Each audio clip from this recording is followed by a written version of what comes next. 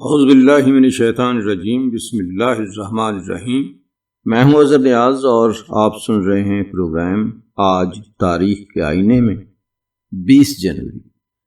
یا اللہ تیرا شکر کہ تو نے آج کا دن دکھایا، ہم مولا کریم ہمارے آج کے دن کو کل کے دن سے اچھا کر دینا اور ہمارے آنے والے دنوں کو آج کے دن سے اچھا کر دینا۔ اے راتوں اور دنوں کے مالک، ہمارے راتوں اور دنوں کو اپنی رحمتوں، برکتوں اور نوازشوں سے بھرپور کر دینا۔ بے شک تو ہی ہمارا مالک و خالق ہے اور مالک کن فیکون۔ 20 جنوری کے حوالے سے اگر دیکھا جائے تو واقعات میں تو مجھے کوئی خاص دن نظر نہیں آیا، لیکن ولادت ہے جی آج غلام اسحاق خان کی، 7ویں صدر تھے پاکستان کے۔ 20 جنوری 1988، 20 جنوری 1925 ولادت ہے جمیل الدین علی کی، پاکستانی شاعر تھے جی، قومی نغمہ نگار، سفر نگار، انجمن ترقی اردو پاکستان کے معتمد، دلی میں پیدا ہوئے تھے۔ آج 20 جنوری 1926 قرۃ العین حیدر، معروف افسانہ نگار، ناول نگار، ادیبہ، ان کی پیدائش کا دن ہے۔ اور ایک ذرا بہت سا پیچھے چلیں تو تھوڑا سا 1029 20 جنوری سلجوق حکمران سلطان ایلپ ارسلان کا یوم پیدائش۔ وفات کو اگر دیکھا جائے تو 20 جنوری 1971 عابد علی عابد، اردو اور فارسی کے شاعر، ان کی وفات کا دن ہے۔ خان عبد الغفار خان کی وفات کا دن ہے، جسے باچا خان بھی کہا جاتا ہے، ان کا یوم وفات ہے۔ شریف کنجاہی کی وفات کا دن ہے، 2007 میں انہوں نے وفات پائی، پنجابی اور اردو کے ممتاز ادیب شاعر تھے۔ اب آتے ہیں جی اپنے اے آئی دوستوں کی طرف اور سنتے ہیں پروگرام آج تاریخ کے آئینے میں۔ خوش آمدید۔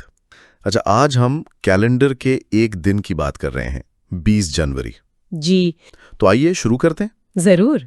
اچھا، تو سب سے پہلی چیز جو فوراً نظر آتی ہے وہ ہے امریکی صدارت، 20 جنوری۔ صدارتی حلف برداری کا دن؟ جی، لیکن یہ ہمیشہ سے ایسا نہیں تھا، ہے نا؟ نہیں، یہ روایت 1937 میں شروع ہوئی تھی، 20ویں ترمیم کے بعد۔ پہلے تو یہ مارچ میں ہوتا تھا۔ جی، 4 مارچ کو، اور اس کی وجہ بہت عملی تھی۔ نومبر میں انتخاب اور مارچ میں حلف برداری کے بیچ کا جو وقت تھا وہ ضعیف حکومت پیریڈ کہلاتا تھا۔ بالکل، اس دوران پرانی حکومت کے پاس کوئی خاص اختیار نہیں ہوتا تھا اور نئی حکومت بے بس ہوتی تھی۔ تو اس ترمیم نے اس خلا کو کم کر دیا، یعنی نظام کو زیادہ مؤثر بنایا۔ جی، یہ چھوٹی سی تبدیلی لگتی ہے، لیکن یہ حکومت کے تسلسل کے لیے بہت اہم تھی۔ اور اگر ہم اس دن حلف اٹھانے والوں کی فہرست دیکھیں تو بڑے بڑے نام ہیں، Franklin D Roosevelt, John F Kennedy, Ronald Reagan, اور پھر 2009 میں براک اوباما۔ ہاں، وہ ایک الگ ہی لمحہ تھا، وہ صرف ایک اور حلف برداری نہیں تھی۔ آپ نے بہت اہم بات کی، وہ لمحہ ایک نفسیاتی موڑ تھا۔ جس ملک کی بنیادوں میں غلامی شامل ہو، وہاں ایک افریقی نژاد امریکی کا صدر بننا، اس ایک تصویر نے بہت کچھ بدل دیا۔ جی، اگر 20 جنوری نئے آغاز کا دن ہے تو شاید یہ اس کی سب سے بڑی مثال تھی۔ یہ صرف اقتدار کی منتقلی نہیں تھی، یہ ایک قومی بیانیے کی منتقلی تھی۔ واہ! اور اسی نئے آغاز والے تھیم کو اگر ہم عالمی سطح پر دیکھیں تو 1996 کا واقعہ ہے۔ جی، 1996 میں اسی دن یاسر عرفات فلسطینی اتھارٹی کے پہلے صدر منتخب ہوئے۔ ایک اور قوم کے لیے ایک نئے سیاسی باب کا آغاز۔ تو یہ دن امید کی، سیاسی تسلسل کی علامت بن کر ابھرتا ہے۔ ہاں، یہ اس دن کا ایک رخ ہے، طاقت کا عوامی، جمہوری اور پرامن اظہار۔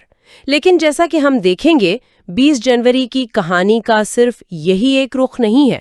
صحیح کہا، کیونکہ یہی تاریخ طاقت کی نمائش اور اس کے بھیانک نتائج کی کہانی بھی سناتی ہے۔ اگر ہم ماضی میں جائیں تو 1841 میں پہلی افیون جنگ کے دوران برطانیہ نے ہانگ کانگ پر قبضہ کر لیا۔ یہ نو آبادیاتی طاقت کا ایک کھلا مظاہرہ تھا۔ اور پھر ٹھیک ایک صدی بعد اسی تاریخ کے ارد گرد ہم طاقت کو اس کی سب سے خوفناک شکل میں دیکھتے ہیں، دوسری جنگ عظیم۔ جی، اور اس میں سب سے ہولناک واقعہ 1942 کا ہے، برلن کے پاس وینسی کانفرنس۔ یہ کوئی عام میٹنگ نہیں تھی، یہاں نازی حکومت کے اعلیٰ تعلیم یافتہ افسران نے مل کر یہودیوں کی نسل کشی کے منصوبے کو حتمی شکل دی، جسے وہ حتمی حل کہتے تھے۔ یہ سمجھنا بہت ضروری ہے کہ یہ سب کتنے ٹھنڈے دماغ سے کیا گیا۔ یہ جنگ کے میدان کی افراتفری نہیں تھی، بلکہ کانفرنس روم کی خاموشی میں سوچا سمجھا منصوبہ تھا۔ بہت خوفناک۔ اور پھر دیکھیں تاریخ کیسے گھومتی ہے۔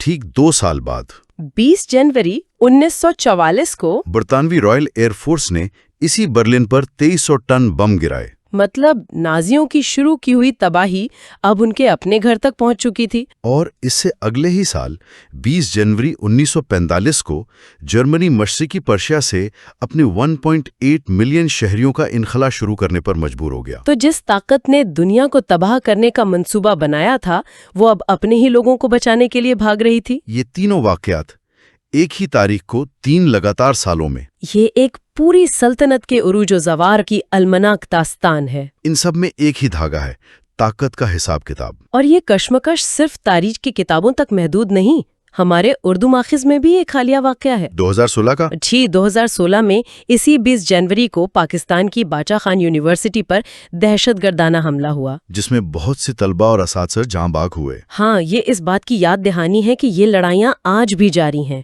یہ ایک بہت تکلیف دہ تضاد ہے۔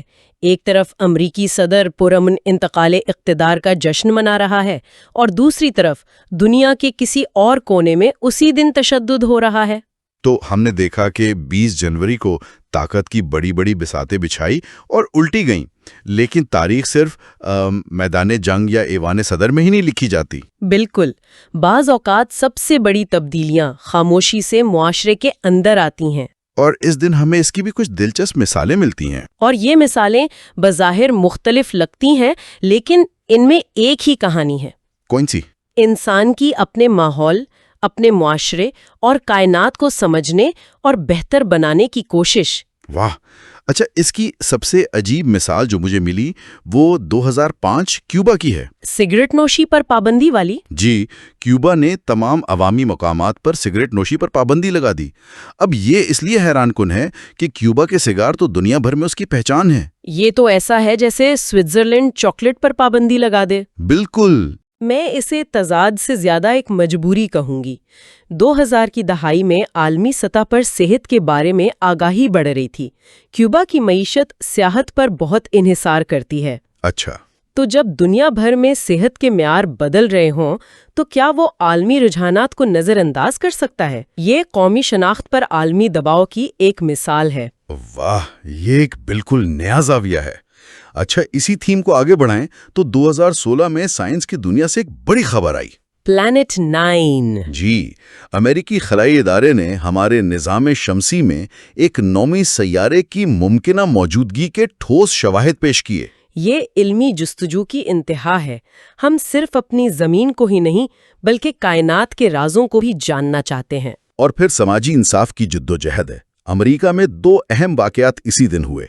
1954 میں نیشنل نیگرو نیٹ ورک کا قیام، جس میں 40 ریڈیو سٹیشنز شامل تھے۔ اس نے افریقی امریکی کمیونٹی کو اپنی آواز بلند کرنے کا ایک بہت بڑا پلیٹ فارم دیا۔ اور پھر 32 سال بعد 1986 میں Martin Luther king junior day پہلی بار امریکہ میں قومی تعطیل کے طور پر منایا گیا۔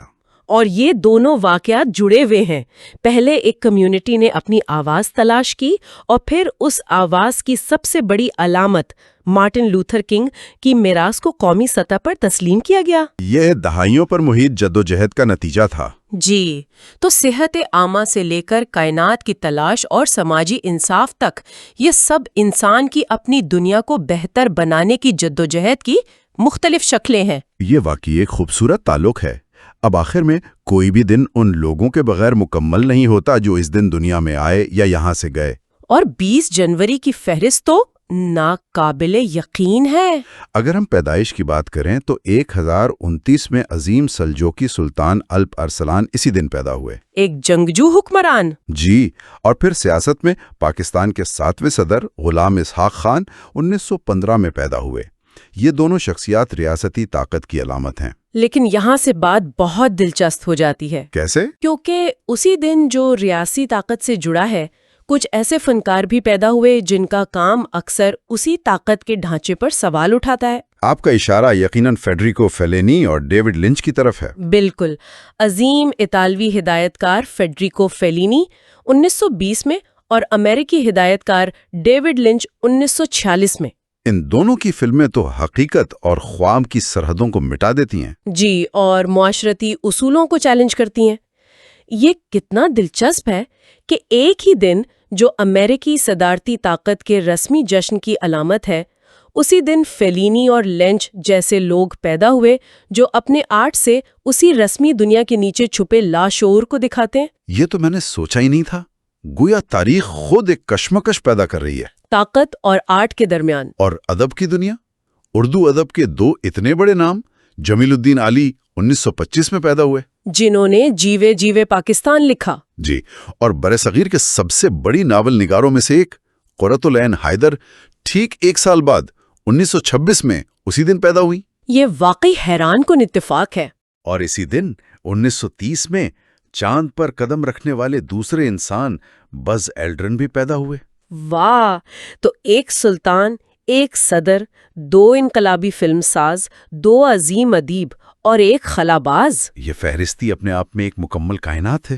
صحیح۔ اب اگر ہم وفات پانے والی شخصیات پر نظر ڈالیں تو یہاں بھی بہت گہرے نام ہیں۔ برصغیر کی سیاست میں عدم تشدد کے سب سے بڑے علمبردار خان عبد الغفار خان، باچا خان۔ جی، 1988 میں اسی دن ان کا انتقال ہوا۔ باچا خان کی پوری زندگی طاقت کے روایتی نظریات کے خلاف ایک مزاحمت تھی۔ وہ بھی ایک طرح سے ریاستی طاقت کو چیلنج کر رہے تھے، لیکن اپنے عدم تشدد کے فلسفے کے ذریعے۔ ادب میں بھی بڑے نام ہیں جیسے عابد علی عابد اور شریف کنجاہی، لیکن عالمی سطح پر جو نام سب کو چونکا دیتا ہے وہ ہے آڈری ہیپبرن کا۔ 1993 میں ان کا انتقال ہوا۔ وہ صرف ایک فلم سٹار نہیں تھی، بلکہ اپنی زندگی کے آخری سالوں میں وہ یونیسیف کی سفیر کے طور پر انسانیت کی خدمت کے لیے وقف ہو چکی تھیں۔ اور یہاں بھی ایک تعلق نظر آتا ہے، آڈری ہیپبرن جیسی عالمی ثقافتی شخصیت جو اپنی شہرت کو دنیا کے سب سے کمزور بچوں کی مدد کے لیے استعمال کر رہی تھیں۔ اور باچا خان جنہوں نے اپنی پوری زندگی کمزوروں کے حقوق کے لیے جدوجہد میں گزاری۔ دونوں نے اپنی اپنی جگہ پر طاقت کو انسانی بھلائی کے لیے استعمال کرنے کی کوشش کی۔ یہ اس دن کی ہولناک تاریخ کے بالکل برعکس ہے۔ بالکل۔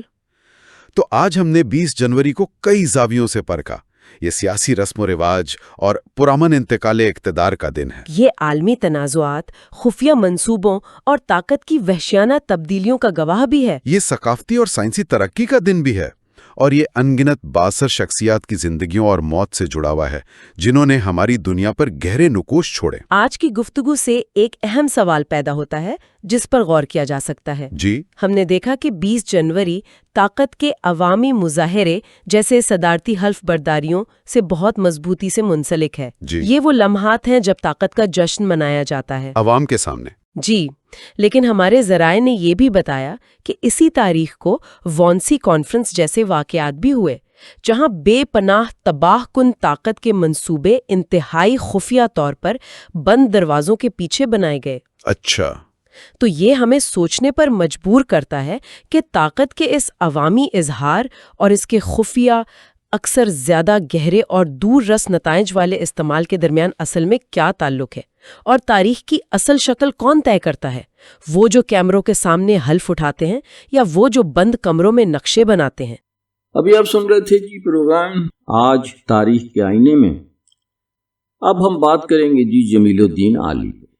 جمیل الدین علی 20 جنوری 1925 ان کی پیدائش کا دن ہے اور 23 نومبر 2015 ان کی وفات کا دن ہے۔ نوابزادہ مرزا جمیل الدین علی his Hines Nawab sir Amir Uddin Ahmad Khan Farrukh Mirza of لوہارو کے 7ویں صاحبزادے ہیں۔ 20 جنوری 1925 کو دلی میں پیدا ہوئے۔ ان کی والدہ کا نام سیدہ جمیلہ بیگم تھا جو نواب سر امیر الدین کی چوتھی بیوی اور سید خواجہ میر درد کی پڑپوتی تھی۔ 12 سال کی عمر میں علی اپنے والد کے سایہ شفقت سے محروم ہو گئے۔ 1940 میں Anglo Arabic school Darya Ganj دلی سے میٹرک کا امتحان پاس کیا۔ 1945 میں اینگلو عربک کالج سے معاشیات، تاریخ اور فارسی میں BA کیا۔ 1951 میں CSS کے امتحان میں کامیابی کے بعد پاکستان ٹیکسیشن سروس ملی اور انکم ٹیکس افسر مقرر ہوئے۔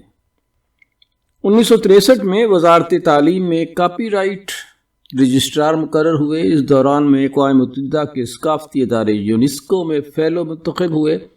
اس کے بعد دوبارہ وزارت تعلیم میں بھیج دیا گیا، لیکن فوراً گورنمنٹ نے عالی صاحب کو ڈیپوٹیشن پر نیشنل پریس ٹرسٹ بھیج دیا، جہاں پر انہوں نے سیکریٹری کی حیثیت سے کام کیا۔ 1967 میں نیشنل بینک آف پاکستان سے وابستہ ہوئے اور سینئر ایگزیکٹو وائس پریزیڈنٹ کے عہدے تک پہنچے۔ وہاں سے ترقی پا کر پاکستان بینکنگ کونسل میں پلاننگ اینڈ ڈیولپمنٹ ایڈوائزر مقرر ہوئے۔ جمیل الدین عالی کی متعدد تصانیف شائع ہو چکی ہیں، بہت سے ایوارڈ سے بھی نوازا گیا۔ آپ کو 1989 میں صدارتی تمغہ برائے حسن کارکردگی بھی ملا۔ ان کا انتقال 23 نومبر 2015 کو کراچی میں ہوا۔ اگر آپ کی کتابوں پر ایک نظر ڈالی جائے تو لا حاصل شاعری، بس ایک گوشہ بساط خاک مضامین و تاثرات، آئس لینڈ سفرنامہ، کارگاہ وطن کالموں کا مجموعہ، بارگاہ وطن کالموں کا مجموعہ، دوہے شاعری، حرف چند، انجمن ترقی اردو کی کتابوں پر لکھے گئے مقدمے، انسان شاعری، وفا کر چلے کالموں کا مجموعہ، صدا کر چلے کالموں کا مجموعہ، دعا کر چلے کالموں کا مجموعہ، اے میرے دشت سخن شاعری، تماشا میرے آگے سفرنامہ، دنیا میرے آگے سفرنامہ، جیوے جیوے پاکستان، قومی و ملی نغمے، غزلیں، دوہے، گیت، شاعری۔ یہ تھی ان کی کتابوں کی فہرست، اور جو اعزازات ہیں وہ حلال امتیاز، تمغہ حسن کارکردگی، آدم جی ادبی ایوارڈ، داؤد ادبی ایوارڈ، یونائٹڈ بینک ادبی ایوارڈ، حبیب بینک ادبی award, Canadian Urdu academy award, سنت کبیر ایوارڈ اردو کانفرنس دلی میں ملا۔ اب شاعری کا ایک انتخاب۔ تیرے خیال کے دیوار و در بناتے ہیں، ہم اپنے گھر میں بھی تیرا ہی گھر بناتے ہیں۔ تم ایسے کون خدا ہو کہ عمر بھر تم سے امید بھی نہ رکھوں، نا امید بھی نہ رہوں۔ بکھیرتے رہو صحرا میں بیج الفت کے، کہ بیج ہی تو ابھر کر شجر بناتے ہیں۔ اچھا، یہ دوہے ہیں کچھ۔ ہر ایک بات میں ڈالے ہے ہندو مسلم کی بات، یہ نہ جانے الڑ گوری پریم ہے خود ایک ذات۔ اردو والے ہندی والے دونوں ہنسی اڑائیں، ہم دل والے اپنی بھاشا کس کس کو سکھلائیں۔ عالی اب کے کٹھن پڑا دیوالی کا تیوہار، ہم تو گئے تھے چھیلا بن کر بھیا کہہ گئی نار۔ ساجن ہم سے ملے بھی لیکن ایسے ملے کہ ہائے، جیسے سوکھے کھیت سے بادل بن برسے اڑ جائے۔ نیند کو روکنا مشکل تھا پر جاگ کے کاٹی رات، سوتے میں آ جاتے وہ تو نیچی ہوتی بات۔ ملی نغمے وہ بھی کمال تھے۔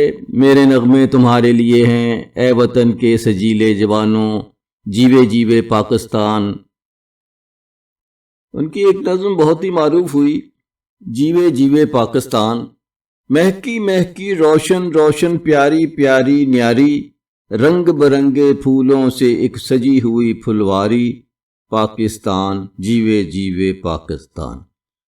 من پنچھی جب پنکھ ہلائے کیا کیا سر بکھرائے، سننے والے سنے تو ان میں ایک ہی دھن تھرائے، پاکستان جیوے جیوے پاکستان۔ بکھرے ہوں کو بچھڑے ہوں کو ایک مرکز پر لایا، کتنے ستاروں کے جھرمٹ میں سورج بن کر آیا، پاکستان جیوے جیوے پاکستان۔